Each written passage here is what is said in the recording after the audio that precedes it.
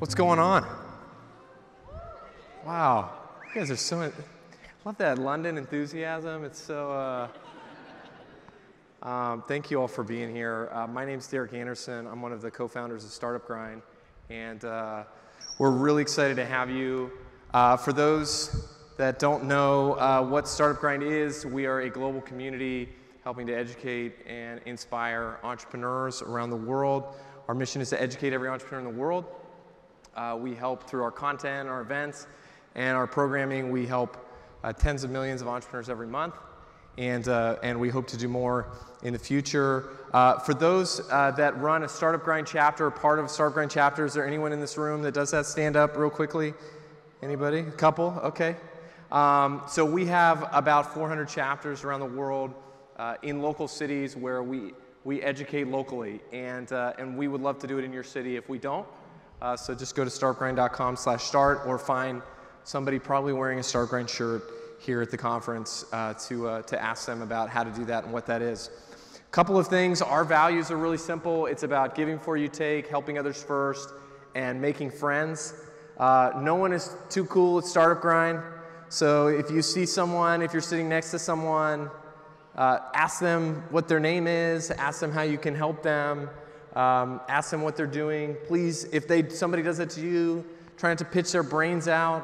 Try to be thoughtful, try to be polite, and just try to make 5 or 10 new connections today, whether it's the partners that are out here, startups that are exhibiting, people that are sitting next to you, people sitting around you, people at lunch. Be open, be happy, and make some new friends. This is our 3rd year doing this conference on this stage, actually, and we love hosting here. We love coming here.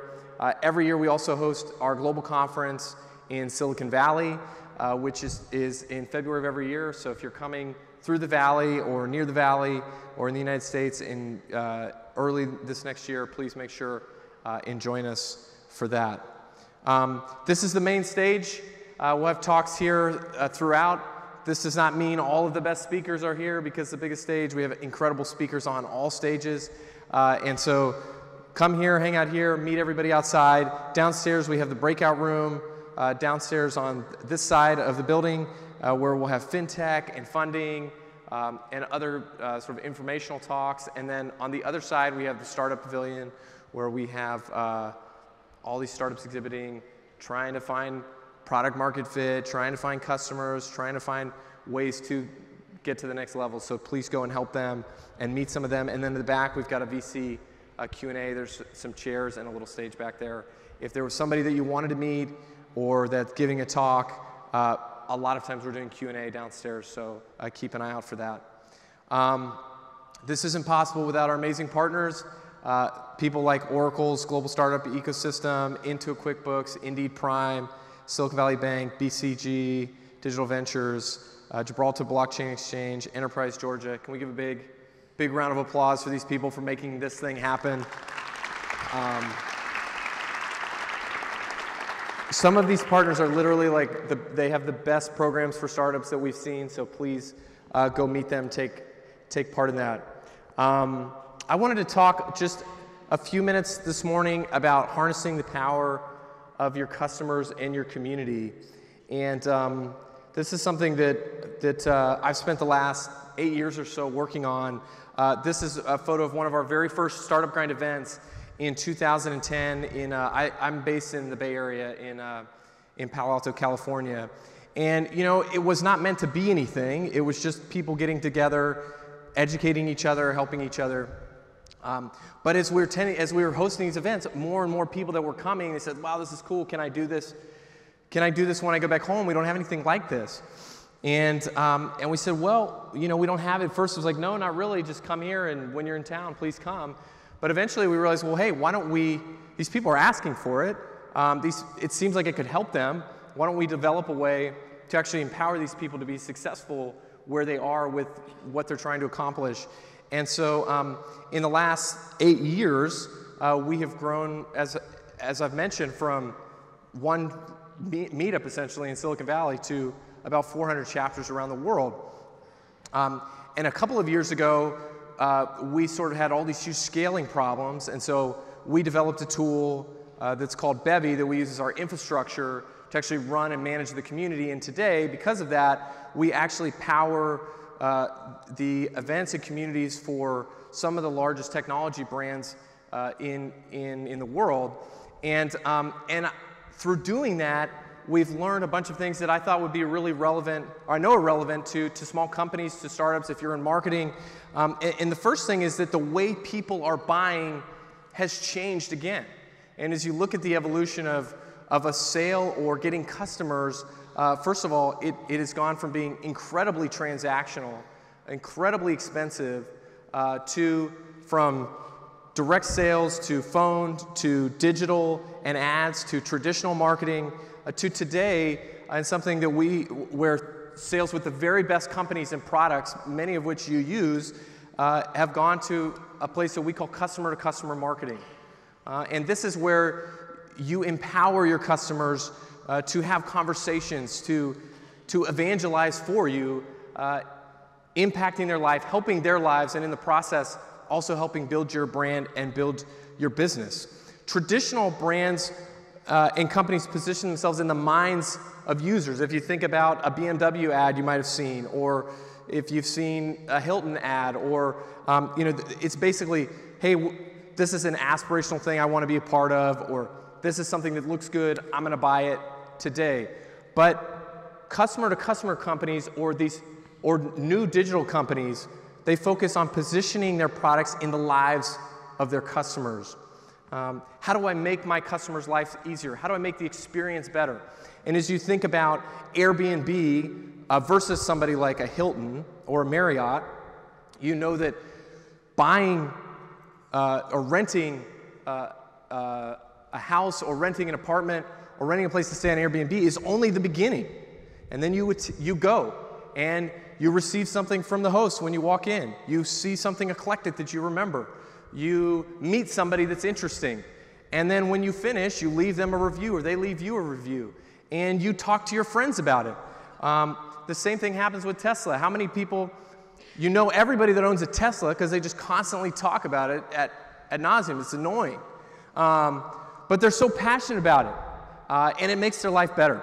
Traditional brands try to influence how people think along the path of purchase, but customer-to-customer brands try to influence how people experience the brand at all points of the journey. Not just at the beginning, not just to the purchase, not just while you're using the product, but even after you stop using the product or in between using the product again. You see this through experiences like Yelp reviews or App Store reviews or Rotten Tomatoes. There's so much information. We can go online. You don't have to guess anymore. You know if a product's going to be good or not. You can just Google it and you'll know. And platforms that enable these things to happen are the ones that are more successful because they rise up in the ranks and they empower people to talk about it and to share their experience. Customer-to-customer brands create opportunities for customers to win, not just with using the product, but for themselves. How do you empower somebody to be successful? If it's a business product, how do you empower somebody to be successful professionally? If it's a consumer product, how do you empower somebody to be successful personally? The best example of this, and these kinds of people exist everywhere, is Guillaume de Schmidt, who is our head of community at Startup Grind. And this guy, almost to a point of being incredibly annoying, is constantly telling us what products we should be using and which ones we shouldn't be using. And he's so passionate about it, it's like, I'm like, dude, you work for Startup Grind. Why are you like so passionate about these other products? And it's because they dramatically improve his life. He's based in South Africa. I'm based in Northern California. And last year, he came to said, I'm not using any other video conferencing software. I will only use Zoom. And I said, well, we don't use it. He said, well, that's what we're doing. I said, well, why? He said, well, because that's what works for me. That makes my life better. It's the best product. It has the best connection. And so we started using it because of him. And then it started spreading through our company. And now it's spread to dozens of companies that we work with in our entire organization. Zoom is not really a startup anymore, but is a company that was started right down the street from where I live. And it took this passionate person in South Africa who was empowered because the product improved his life. Traditional brands focus on what to say to customers. What is the message? And if you ever worked with an ad agency, you've probably experienced that. But customer-to-customer brands worry about what customers are saying to each other. Just think about that for a second. As you're building your product or the product that you work on, how much time do you spend thinking about what are our customers saying to each other? And the smartest companies in the world are no longer thinking about how do I send an email to 200,000 people. The smartest companies in the world are thinking about how do I create 200,000 conversations between my customers. Can you just imagine the impact of those two things? They're not even on the same scale. And with all of the privacy issues, with all of the data concerns, with all these things, this is becoming even more and more relevant. What are your customers saying to each other? One of the best examples of this is this amazing product called Duolingo, which some of you probably have on your phones. They have over 100 million users, and all digital, all in the app. And they came to us about a year ago and they said, look, we want to empower our customers to get together and to talk. We want to take our online brand, we want to take it offline. And a year ago, they'd never hosted a single interaction. And in this last month, they hosted, in a single month, 400 events run by one person in their company with empowering all of their customers in dozens of countries around the world to get together, to meet, and you have human beings talking, you have them sharing experiences, all of these things that then has them looking at Duolingo and looking at this digital brand, this mobile app, in a completely different light as they talk to their friends about it and what they're getting out of it. So what can you do to drive a better experience? Well, the main thing you can do is you can build experience into your product. If you don't impact the product, then build it into the success, to the post-product experience. Put it into the marketing. Make it a core part. Marketing is not, I started my career at Electronic Arts in product marketing. Marketing 10, 12 years ago is nothing like it is today. And it's because it's no longer about the transaction. It's about how do I get this customer, how do I impact their life over and over and over again after they've bought the product. And the great news is that people want to do this. I was talking to this amazing brand that you've all probably heard of recently, and we were talking about, why don't you empower your customers? I said, why would our customers want to do this for us? And I said, well, think of what you're doing for them. You're giving them your brand. You're letting them be part of what you're doing. You're letting them be associated with the amazing success that you have. And the reality is that people want to do this. They want to be a part of something. Whether it's professionally or personally, they want to be a part of things that make their lives better. And they're willing to help you get the word out if you'll give them tools to do it. So customer-to-customer brands, they enable their customers to succeed. And as you're thinking about your startup, as you're thinking about the marketing that you're doing, as you're thinking about the big company that you work for, think about ways that you can empower your customers to succeed and get your customers talking together. Thank you so much for being here at our conference and for coming early for my talk. So thanks for being here.